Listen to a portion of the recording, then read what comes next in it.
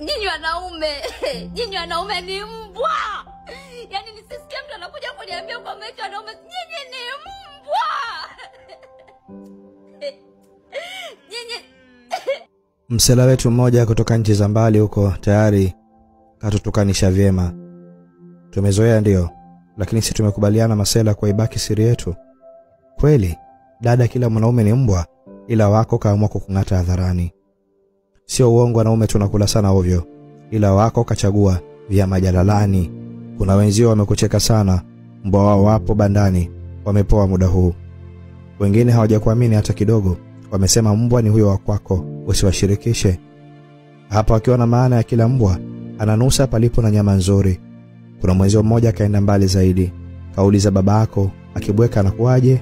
Nimefurahi sana kuona analia huku akiendelea na maisha yake. Safi kama ambulance tu, inalia huku inasonga. Umetafuta kamera dashosti na ngozi ukaipaka turmeric, chozi liendane na urembo bibie. Yaani unalia huku kijieka sokoni kwa ajili ya jibwa lingine. Dada, baada ya hapa tambua kuwa mbwa wanataka malisho mazuri, kwa sababu hakuna mbwa mwaminifu palipo na njaa. Jitathmini nyama yako, mkumbuke pia kungu wako. Kesho ukipata mbwa mwaminifu usimtangaze, kuna watu watampa chakula usichopika wewe. Ila mbwa sisi